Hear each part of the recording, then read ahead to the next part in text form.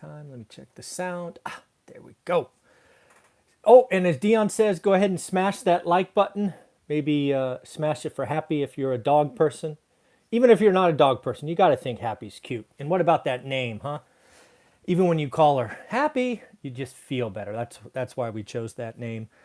Real quick, we got to congratulate 3 more people. Again, folks, if you don't know what this is, I am trying to figure out how many people one rental at a time is helping. The book, the website, the Instagram, this channel, courses, whatever it is. I am an easy grader, right? All you have to say is you've heard of me and you've closed a deal and I want to send you one of these cards. Again, it is Sunday, so I will update the scoreboard later today. Let's just say we are still above trend and we are doing really, really, really, really well and going to be giving away a lot of money to the food bank in Fresno, California. So looking forward to getting there. First up, we got a dual winner, Tamika. Congratulations. And Tamika, congratulations. We are going ahead and sending you 2 cards based on the email you sent yesterday. Thank you very much. Folks, I have my email on my website. You can DM me on Instagram if you want to tell me how one rental at a time has helped you like Tamika did yesterday. Please do. I love to share them. It is so fun to read. And number 3, Suhas. Suhas, I think this is like number 3 or 4 for you. So keep it up. Keep doing the work. Congratulations again. Tamika Dos, twice. And Suhas, congratulations. These will go out in the mail, but probably go out, or they will go out Monday, as my mailman doesn't come on Sundays. So there we go. Next up, I just checked the podcast. Yes, folks, you can watch me on YouTube, but I also have a podcast called, you guessed it, One Rental at a Time. There's a chance, an outside chance, that we have 100,000 listens this week. We will most certainly have over 80,000, which will be a record. So, folks, if you like to listen to podcasts, go ahead and pull up One Rental at a Time. Shh, little secret. Everything is original on YouTube. Podcast is just audio. I don't actually create original content for the podcast, but some folks like to listen, which is great. You now can get One Rental at a Time, and it will have, for the first time ever, more listens than YouTube, which is pretty crazy to me, but awesome. So lots of stuff to talk about today. Let's spend some time talking about good old Jack Dorsey.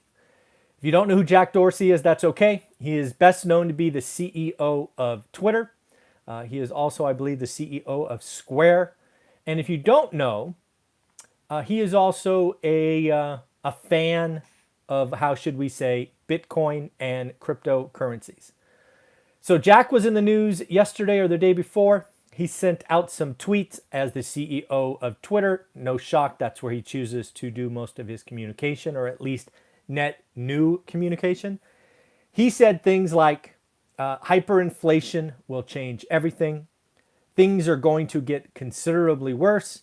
And lastly, hyperinflation in the U.S. soon. So, let's talk about this. We've done this before because Jack isn't the first person to use hyperbole, to use, frankly, scary economic terms and not really appreciate the definition behind them. So let's do this one more time. Hyperinflation.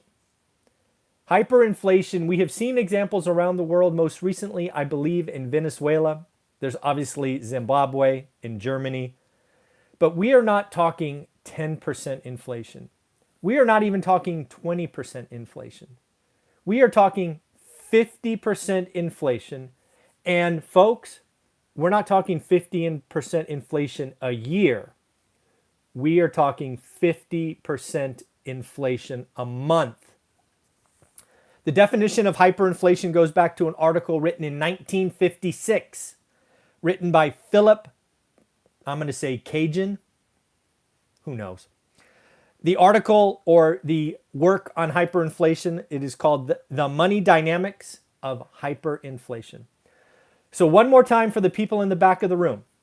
Hyperinflation is significant double digits monthly, not year on year.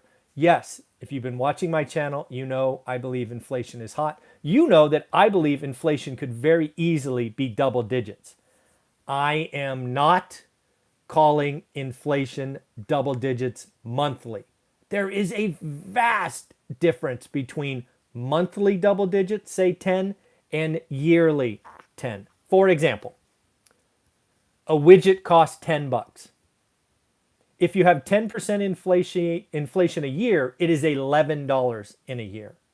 If you have 10% inflation a month, it is very likely 20, I didn't do the math, but it's probably $25 or $26 in a year.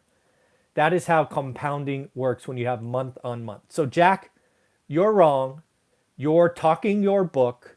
You are scaring people into, in your case, Bitcoin. We are not going to see 50% inflation a month in the United States. That said, we are going to have a bad decade of inflation. We're going to have the 1970s. We're going to have the 1940s. It's going to be bad. But let's not get it twisted. It is not going to be Germany. It is not going to be Zimbabwe. It is not going to be Venezuela. It's going to be bad. It's going to hurt lots of people. But it ain't hyperinflation. So hopefully that is done. And if you want to read some boring economic paper, again, 1956, Philip Kagan, The Money Dynamics of Hyperinflation. Goes into great detail about the minimum inflation you need is 50% a month, Jack. Crazy.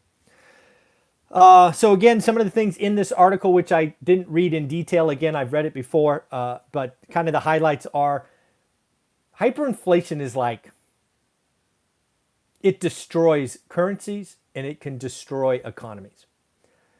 It is that bad. And it starts when people lose faith in the government. And it likely starts from overspending, a drop in tax receipts, something like that. And then what happens is the citizens go elsewhere.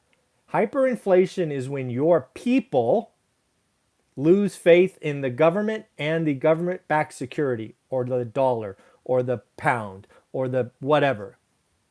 Tiddlywinks, who cares? That's where it comes from. Okay, and we certainly have a lot of reasons to not trust our government for sure, but those have been there for years, maybe more accentuated here recently. But yeah, I do not see hyperinflation of 50% a month. That would not be good. Did some digging on the CPI number. I wanted to talk to you about the CPI Consumer Price Index. I specifically wanted to give you a highlight of the top 4 categories.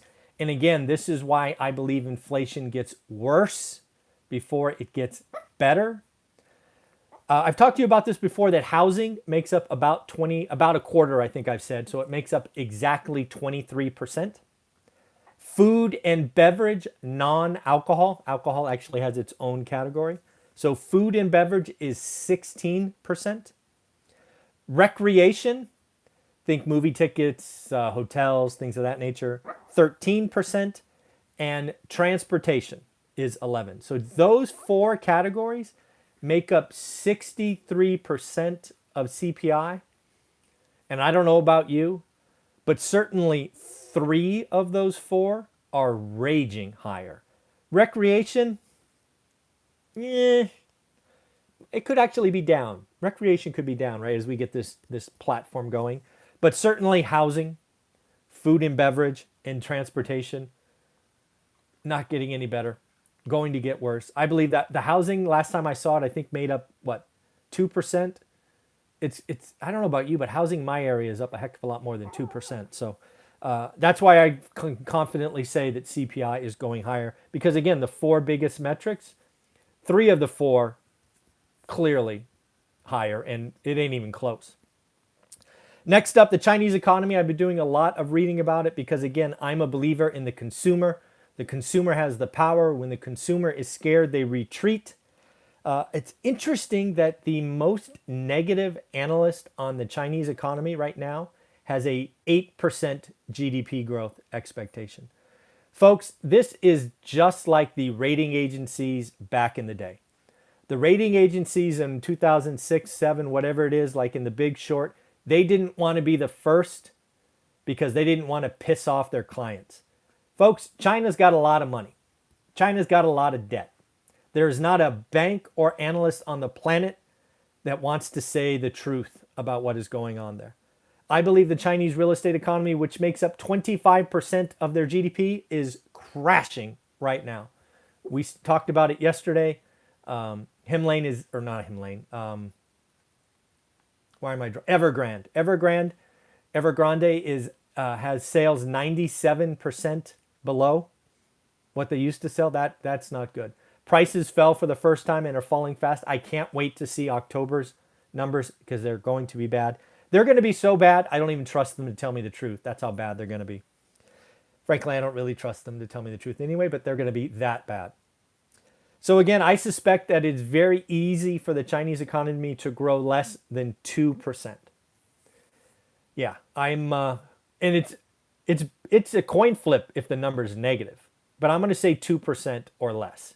So they might eke out enough given worldwide growth, but we'll see what goes on there.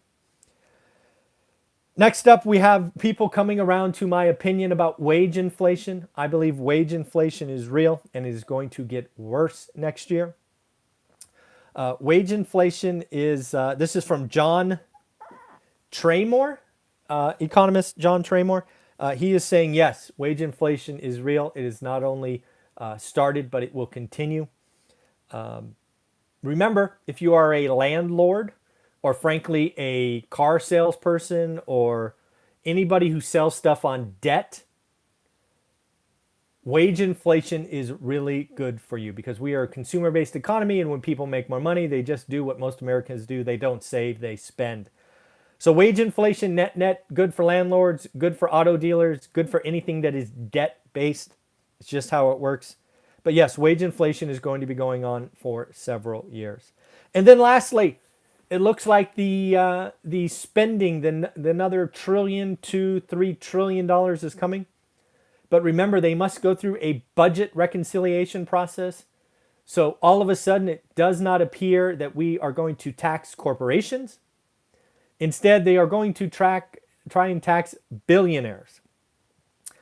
While it feels great to talk about taxing billionaires because there's, 10,000 of them or 8,000 or whatever the number is, not very many.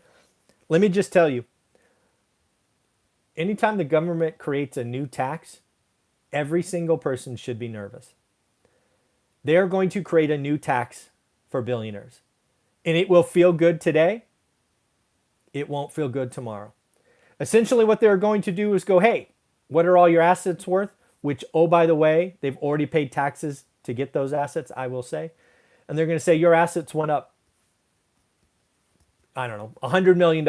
You owe us $20 million. So they're going to start taxing unrealized gains. That should scare every single American. That should scare everybody around the world. But yet, it's a populist movement. The idiots in D.C. will certainly get it done. And then what you can expect in the next decade is it will go from $1 billion to $100 million to $10 million to $1 million. It doesn't take a lot to have assets worth $1 million.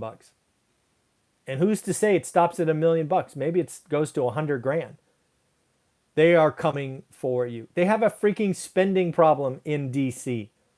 And they have to just keep coming after more and more income. So, folks, that's what I got for you today. Again, Jack, sorry, hyperinflation. You're a Bitcoin, bull, maximalist, whatever they call it. I get it. I think Bitcoin certainly has a future. But let's not just stretch reality. The United States economy is not going to see 50% inflation a month.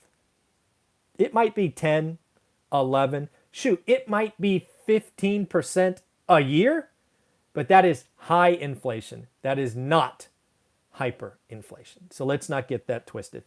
Take care, everyone. I should be speaking with Laura Morby in about 15 minutes. If not, If not, you know what? I'm going to do a live stream because I have a whole list of topics I wanted to talk about yesterday that I didn't get to. So if I can't get Laura at 8, I will do a live stream running through 7, 8 topics that were top of mind yesterday. So we'll play it by ear. We'll see what happens. Take care. Have a great day. Smash the like button, and of course, remember, subscribe if you want your daily financial news. We've been doing this more than 2 years. Pretty cool, huh? Every single day for more than 2 years. Proud of that. Take care.